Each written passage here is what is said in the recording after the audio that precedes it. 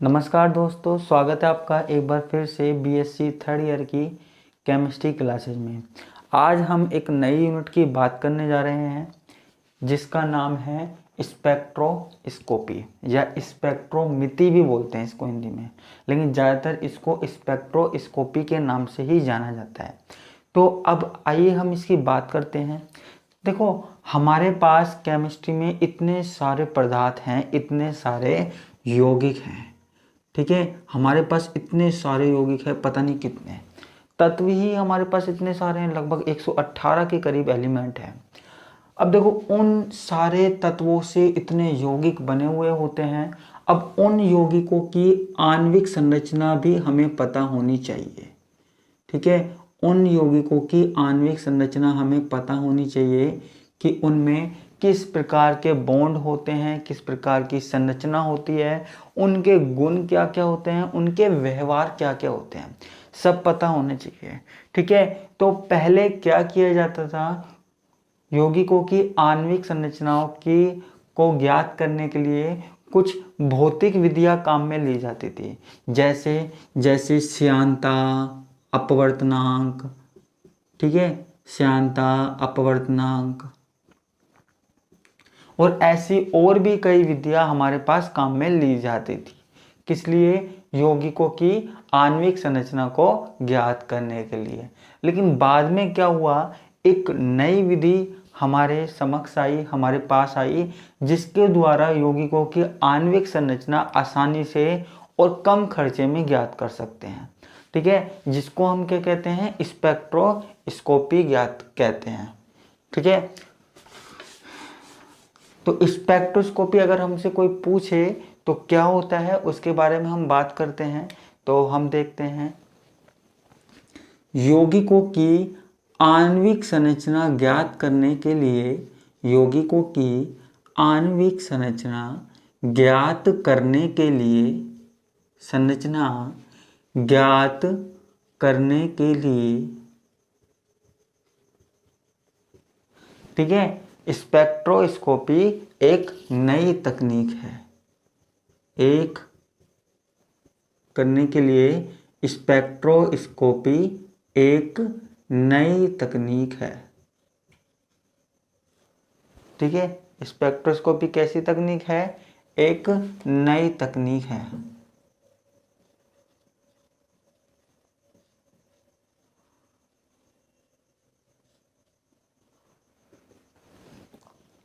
ठीक है।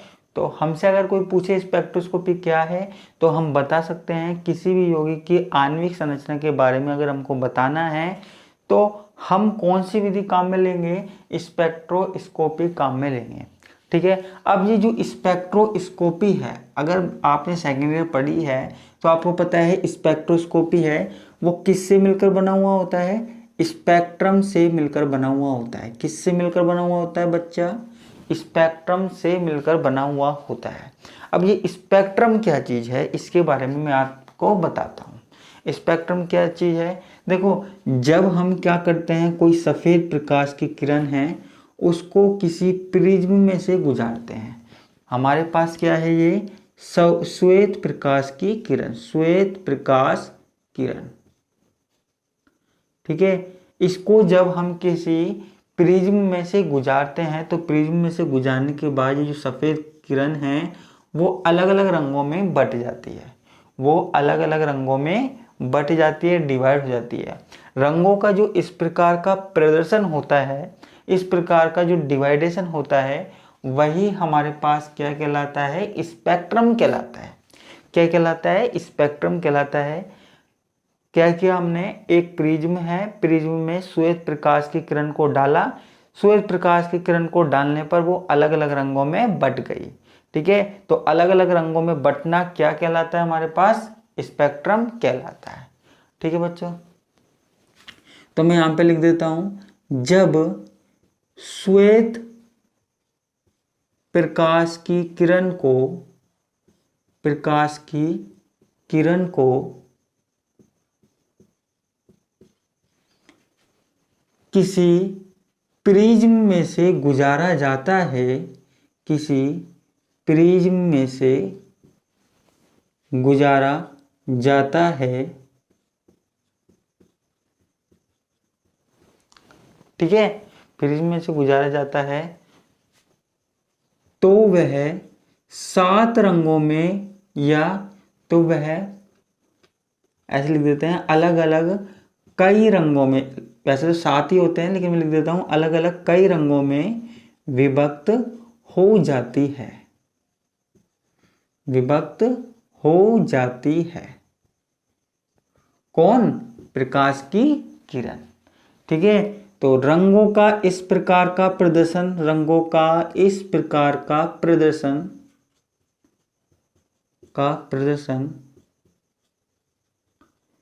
क्या कहलाता है? स्पेक्ट्रम कहलाता है। क्या कहलाता है बच्चा? स्पेक्ट्रम कहलाता है। ठीक है, कोई पूछे स्पेक्ट्रम क्या है?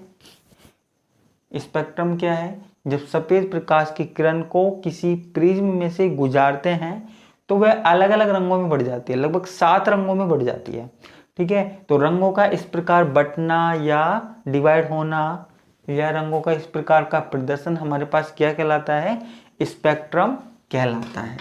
क्लियर है ये वाली बात? ठीक है, आगे बढ़ते हैं। ठीक है, अब बात आती है स्पेक्ट्रोस्कोपी की। किसकी? स्पेक्ट्रोस्कोपी की। अब ये स्पेक्ट्रोस्कोपी क्या होती है, ये बात हमें यहाँ पे देखनी है। तो ये स्पेक्ट्रोस्कोपी क्या होती है? देखो, विज्ञान की ऐसी शाखा जहां स्पेक्ट्रम का अध्ययन किया जाता है। अगर जनरली हम परिभाषा देखें, स्पेक्ट्रोस्कोपी किससे मिलकर बना हुआ है? स्पेक्ट्रम से मिलकर बना हुआ होता है। ठीक है, तो विज्ञान की वह शाखा जहां पर स्पेक्ट्रम का अध्ययन किया जाता है स्पेक्ट्रोस्कोपी कहलाती है। तो मैं यहां पे लिख सकता हूं क्या? विज्ञान की वह शाखा, विज्ञान की वह शाखा जहां स्पेक्ट्रम का अध्ययन किया जाता है, का अध्ययन किया जाता है, किया जाता है, स्पेक्ट्रोस्कोपी कहलाती है। क्या कहलाती है बच्चों? स्पेक्ट्रोस्कोपी कहलाती है। ठीक है, एक जनरल सी परिभाषा दे दी गई। ठीक है, अब देखो स्पेक्ट्रोस्कोपी के द्वारा हम किस प्रकार यौगिकों की संरचना के बारे में पता लगा सकते हैं, वो हमको पूरी यूनिट में पढ़ना है। ठीक है, देखो स्पेक्ट्रोस्कोपी में होता क्या है? स्पेक्ट्रोस्कोपी में हम विद्युत चुंबकीय विकिरण को काम में लेते हैं। किसको काम में लेते हैं? विद्युत चुंबकीय विकिरण को। विद्युत चुंबकीय विकिरण को हम पदार्थ पर डालते हैं, पदार्थ पर आपतित कराते हैं। विद्युत चुंबकीय विकिरण को हम पदार्थ पर आपतित करवाते हैं और पदार्थ पर आपतित कराने के बाद, पदार्थ पर आपतित करवाने के बाद हम उसकी आणविक संरचना के बारे में पता लगाते हैं।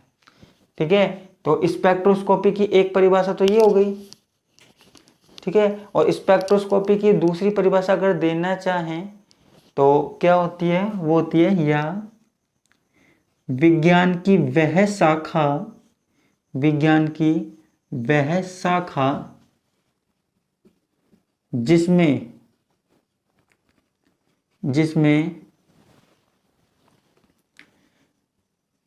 विद्युत चुंबकीय विकिरण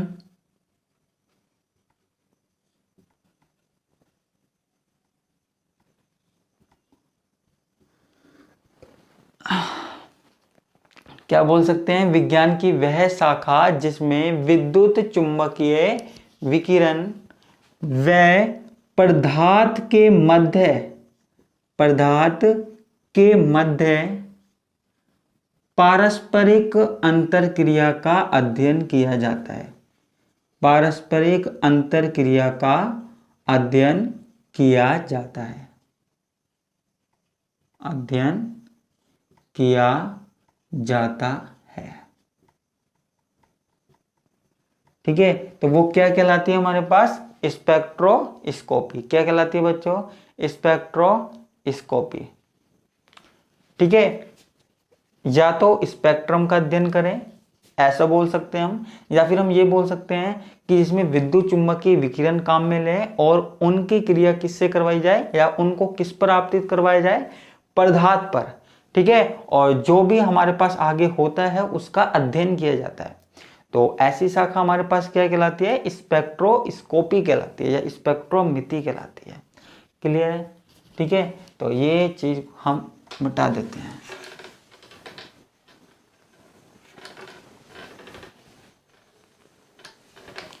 ठीक है, अब हम बात करते हैं आगे की।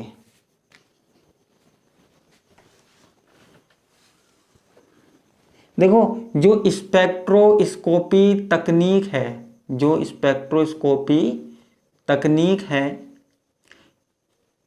इसके अलग अलग प्रकार हो सकते हैं। ठीक है, स्पेक्ट्रोस्कोपी तकनीक है, इसके अलग अलग प्रकार होते हैं। इसके प्रकार किस आधार पर होते हैं? देखो, यहाँ पे अलग अलग प्रकार की तरंग दैर्ध्य की विकिरण काम में लेते हैं, उनके बारे में हम बात करेंगे। अगर आपको ध्यान हो तो आपने पढ़ा होगा, क्या आपने पढ़ा होगा? यूवी, है ना? आपने क्या पढ़ा होगा? यूवी, अल्ट्रावायलेट, है ना? पराबैंगनी, यूवी अल्ट्रावायलेट, जिसको हम क्या बोलते हैं? अल्ट्रावायलेट भी बोलते हैं। ठीक है, तो अल्ट्रावायलेट स्पेक्ट्रोस्कोपी। ठीक है, या फिर हम बोलते हैं विजिबल दृश्य, जिसको हम क्या बोल रहे हैं? दृश्य क्षेत्र स्पेक्ट्रोस्कोपी। ठीक है, ऐसे हमने पढ़ा होगा ना, अलग अलग तरह की स्पेक्ट्रोस्कोपी के बारे में सुना होगा।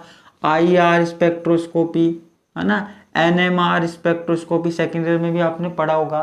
तो स्पेक्ट्रोस्कोपी तकनीक के अलग अलग प्रकार होते हैं, डिफरेंट डिफरेंट टाइप होते हैं। ठीक है, तो इन डिफरेंट डिफरेंट टाइपों के बारे में हमको पढ़ना होता है किसमें? स्पेक्ट्रोस्कोपी में। क्लियर है? ये अलग अलग प्रकार होते हैं, अलग अलग। देखो, इनमें अंतर क्या है? ये सारी की सारी ये विद्युत चुम्बकीय विकिरण है, प्रकाश विद्युत चुम्बकीय विकिरण है, लेकिन इनमें अंतर क्या होता है? इनकी तरंग दैर्ध्य अलग अलग होती है। ठीक है, इनकी जो तरंग दैर्ध्य सबों की अलग अलग होती है। ठीक है, भिन्न भिन्न तरंग दैर्ध्य अलग अलग होती है, इसलिए इनको अलग अलग नाम दिया जाता है। क्लियर है? अब हम आगे पढ़ते हैं। अब हमको किसके बारे में पढ़ना है? विद्युत चुंबकीय विकिरण।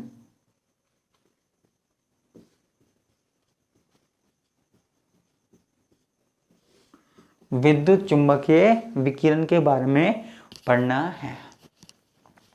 ठीक है, स्पेक्ट्रोस्कोपी में किसकी सहायता से हम यौगिकों की संरचना के बारे में पता लगाते हैं?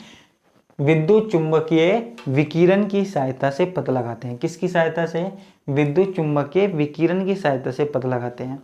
अब ये विद्युत चुंबकीय विकिरण क्या होती है उसके बारे में हमको पढ़ना है। तो इसमें हम लिख सकते हैं ऐसी विकिरण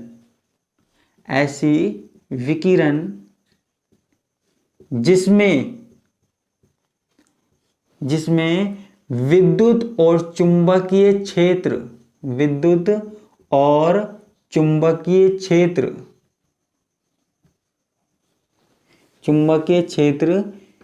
एक दूसरे के लंबवत हो।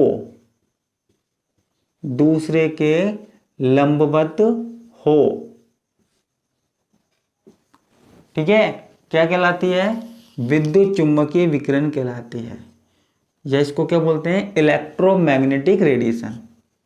विद्युत चुंबकीय विकिरण कहलाती है।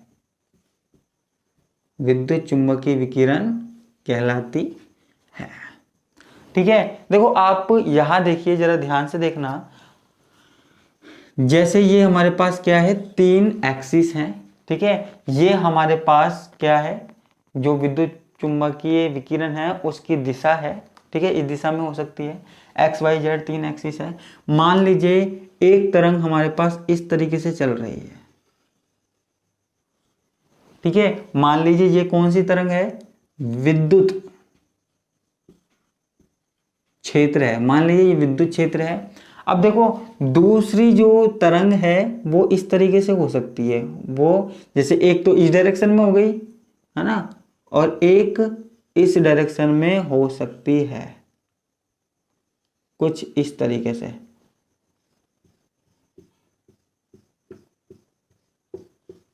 है ना। तो यहाँ पे विद्युत और चुंबकीय जो क्षेत्र है वो एक दूसरे के क्या होते हैं, लंबवत होते हैं, परपेंडिकुलर होते हैं। तो ये हमारे पास क्या हो गया, चुंबकीय क्षेत्र हो गया। क्या हो गया बच्चों, चुंबकीय क्षेत्र हो गया। विद्युत क्षेत्र और चुंबकीय क्षेत्र एक दूसरे के क्या होते हैं, लंबवत होते हैं। क्लियर है। अब हम आगे देखते हैं, ठीक है। इनके बारे में हम कुछ और बातें बताते हैं।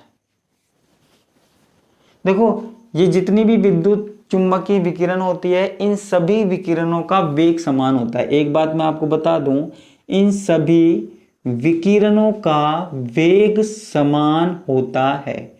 इन सभी विकिरणों का वेग समान होता है, समान होता है। जितनी भी विद्युत चुंबकीय विकिरण होती है ना, IR है, UV है, विजिबल है, ठीक है, इन सभी विकिरणों का क्या होता है, वेग समान होता है। लेकिन इनके तरंगदैर्ध्य यानी कि वेवलेंथ और आवृत्ति का मान भिन्न भिन्न होता है। आवृत्ति का मान भिन्न भिन्न होता है।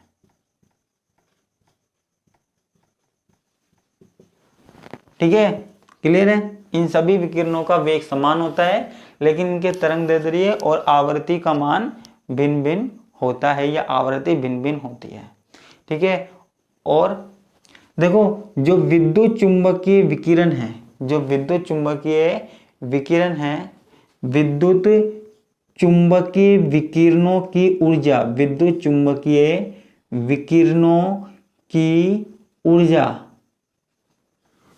चुंबकीय विकिरणों की ऊर्जा उसकी आवृत्ति के समानुपाती होती है। किसके समानुपाती होती है, उसकी आवृत्ति के समानुपाती होती है, समानुपाती होती है। ये हमने पहले भी पढ़ा हुआ है।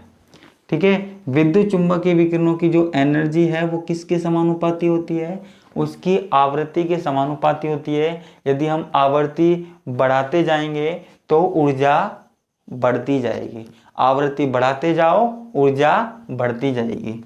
और एक लास्ट बात और हमको बतानी है, वो क्या है, वो है कि जो विद्युत चुंबकीय विकिरण है, विद्युत चुंबकीय विकिरणों की ऊर्जा,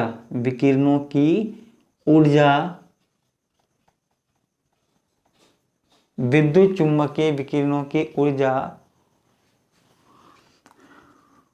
उनके तरंगदैर्ध्य के व्युत्क्रमानुपाती होती है, उनके तरंगदैर्ध्य के व्युत्क्रमानुपाती होती है,